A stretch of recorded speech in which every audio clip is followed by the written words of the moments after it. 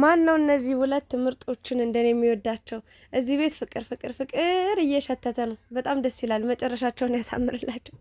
እንግዲህ እንደምታያት ስምሪ ከቡታጅራ ቤካ ናፈቀኝ 2 ቀን ሰጥቸው ከዛ በላይ ቁጭ ብሎ ቀረ። ስለዚህ እሱ እኔ ጋር ካልመጣ እኔ እሱ ጋር እሄዳለሁ በማለት እንግዲህ ወደ አዲስ አበባ ገብታለች ማለት ነው። ቤኪ ያልጠበቀው ሰርፕራይዝ ነው። እቃ ሊቀበል ነው። ዘው ዘንከት ዘንከት እያለ የመጣው ነገር ግን ከፊት ለፊቱ ስምረትን ነበር ያገኘው። ትልቅ ሰርፕራይዝ ነው እውነት ለመናገር። በመጀመሪያ ሰላማችሁ ይዛልኝ፣ እንዴት ናችሁልኝ የኔ ውዶች፣ የኔ ምርጣ ምርጦች። እነዚህ ምርጦች እንግዲህ የሆነ እኔ እንጃ ጅማራቸው በጣም ነው ደስ የሚለው። አራዋሻችሁ በጣም እና ስምሪ ባለፈው ደብሯት ነበረ። ቤኪም እየደበረው ነው፣ ግን መሄድ ስላለብኝ እሄዳለሁኝ ወደ አዲስ አበባ። እንደሚደብራት አውቃለሁ፣ ግን በቃ ምን ማድረግ አልችልም ስራ ነው ብሎ ሲነግራት ያው ደብሯት ከፍቷት ነበረ። ግን ያው እሷም በዚህ ሰዓት አትሄድ፣ እንደዚህ አትውጣ፣ እንደዚህ አትግባ የምትልበት ጊዜ ላይ አይደለችም። ስራ ከሆነ ስራ ነው፣ ህይወት ነውና ፈቅዳለት እንግዲህ ከ2 ቀን በላይ አትቆይ በእናትህ ምናምን ብለው ነበረ። ነገር ግን ያው የቤኪን ስራ ታውቁታላችሁ፣ ከካሜራ ጀርባ በጣም ቢዚ ነው። በነገራችን ላይ የነ ብሩክ፣ የነ ሃይሚ፣ የነ ሀሰን፣ የነ ማሂ እንዴት ልበላችሁ፣ የነ ማርክ፣ የነ ኤፍሬም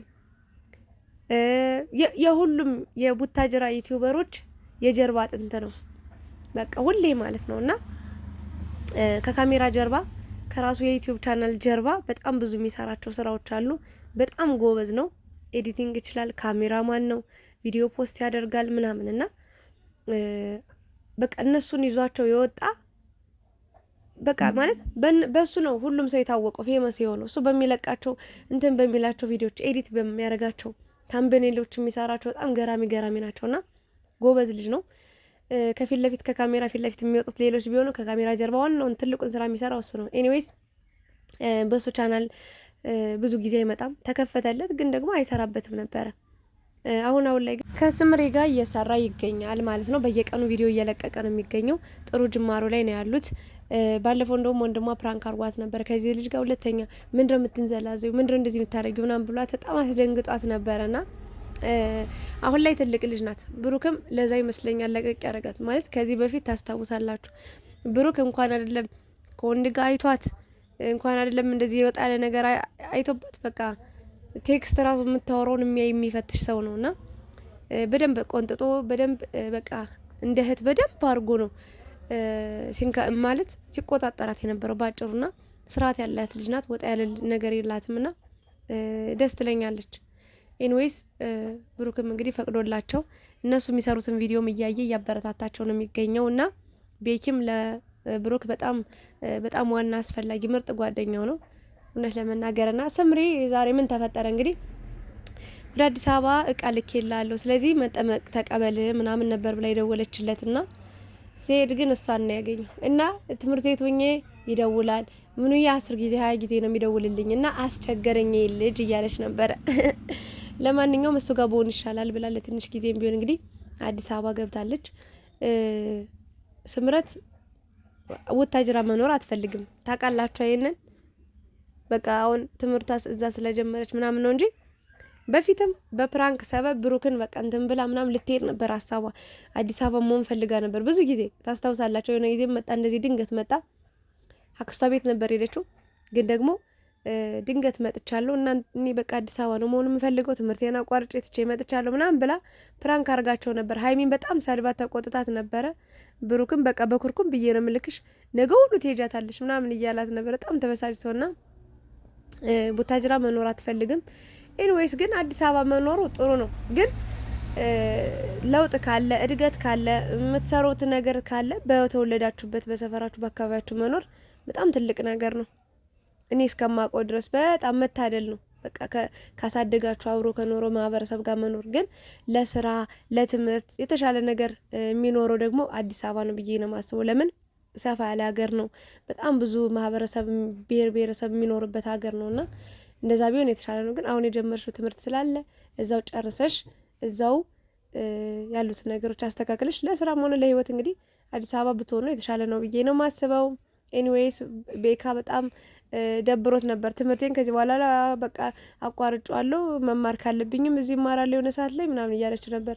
በቃ እኔ አላት ፍላጎትሽን ልጋፋው አልችልም፣ አንቺ ደስ እንዳለሽ ምናምን አላት። አይሆንም ካላት በኋላ በቃ እንትን ብሏታል፣ ተቀብሏታል። መጋፋት አልፈልግም ብሏት ማለት ነው። እና ፕራንክ ነበር ያደረገችው በትንሹም ቢሆን የሀይሚ ምትክ ነች። በነገራችን ላይ በጣም ከባድ ፕራንክ ነው የምታደርገው። ብሩክ ራሱ የሆነ ጊዜ ሊጠፈጥፋት ነበረ ካስታወሳችሁ። ጎበዝ ናት፣ ፕራንክ ትችልበታለች። እና ከቢኪ ጋር ጥሩ ነገር እያሳለፉ ይገኛሉ። እንግዲህ በአዲስ አበባ ደግሞ ምርጥ ጊዜ ያሳልፈው ወይም መለሳሉ ብዬ አስባለሁ አንድ ላይ ወይ ደግሞ እንግዲህ ስምረት ወደ ትምህርቷ ትመለሳለች። ኤኒዌይስ እናበረታታቸው፣ እንደግፋቸው፣ አይዟቸው፣ አለንላችሁ እንበላቸው። ለእነሱም መጨረሻቸውን ያሳምረው። ፍቅር እየሸተተን ነው። እስከ መጨረሻው በፍቅር ያጽናቸው። እና የኔ ውዶች ደስ ስላሉኝ ስምረት ግን አዲስ አበባ መሄዷን በቃ ናፈቀኝ ነው ያለችው። አንዳንዴ አብራችሁ የለመዳችሁ ሰው ቅርቅር ይላችኋል ከጎናችሁ ሲለይና እንደዛ ሆኖባት ሄዳለች። እንኳን የሚሄድሽ ጎበዝ። የምር እንደዚህ ክፍተቶችን ማጥበብ ጥሩ ነው። በእርግጥ ገና ናችሁ። ገና አንድ ስቴፕ ነው፣ ከፍ አላላችሁም፣ ገና ናችሁ። ግን ያው መራራቁ ጥሩ አይደለም። መፈላለጉ ደስ ይላል። ባጭሩ ማለት የሆነ ሰው ከሆነ ሰው ርቆ ሲሄድ ያዘው ዋጋውን ልናቀው ይገባል፣ ሊናፍቀን ይገባል ባጭሩ። እና ስምረትም ያን ነገር ነው ያደረገችውና መዋደዳችሁን አይቻለው። ይመቻችሁ፣ ፍቅሩን ያብዛላችሁ እና በርቱ፣ ደጉ እንበላቸው እና አበረታታቸው። ደግሞ ደስ ይላሉ። መንታ ነው የሚመስሉት። ድስት ግጣሙን አያጣም የሚባል ነገር አለ። ምንድነው? አንድ ባልና ሚስት ከአንድ ወንዝ ይቀዳል የሚባለው። በጣም ነው የሚያምሩት። እግዚአብሔርን ብላችሁ እዩዋቸው።